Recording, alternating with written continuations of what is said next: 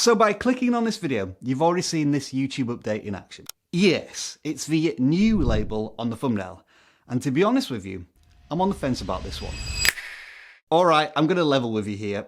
I lied actually. This new label, a complete fabrication. In this instance, to demonstrate what it would look like. But some users are reporting seeing this on their YouTube feed. So I have two questions. First of all, have you genuinely witnessed this new label on any of the thumbnails as you're going through your YouTube feed? And secondly, did the new label on this thumbnail influence you at all to click on a video? Now, when I first saw this, I tried to remind myself if YouTube had done this before, and it turns out the answer is yes. On search pages, a new label along with a 4K label will sit next to the thumbnail, and they have done for years. But I honestly thought those labels had disappeared some time ago, so clearly they're not having any influence on what I decide to watch. But then, I did notice the new label on YouTube Shorts, and I am actually seeing these in my YouTube desktop browser experience, and they fade out when you mouse over the video for a preview. But anyway, let's get back to long form videos and that bright white new label that's now stamped literally on the thumbnail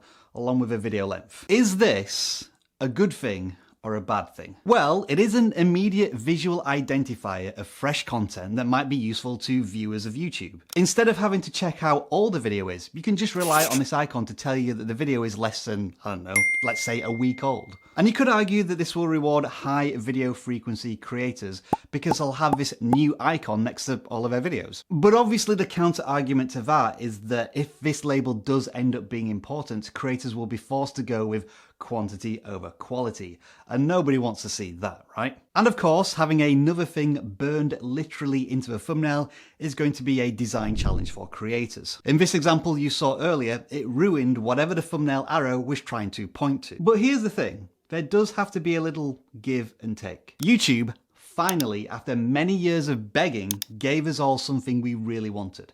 Test and compare A/B thumbnail testing. So I'm willing to give YouTube a chance on this one. Let's test it and see how it impacts viewer behavior. Although there is an obvious hack here, which I've already done. I just plonked this label directly into the thumbnail, which makes me wonder what else I could trick the viewer into thinking with the thumbnail. But it also makes me wonder what would happen if YouTube expanded this feature. Take Netflix, for example. Thumbnails have all sorts of labels. Recently added, top 10, Emmy nominated, leaving soon. Could YouTube do the same? And what would they add? But that's all theoretical, and many of you may never even see this label on YouTube. I neither like it nor hate it, but I'd love to know your thoughts. However, some labels I know you definitely will like are the views per hour figure that tells you how many views a video is getting right now, regardless of how old it is, and this outlier score that shows you how well a video has performed relative to the channel's average. They are awesome research tools for creators just like yourself, and they're completely free when you download the vidIQ browser extension, link in the description.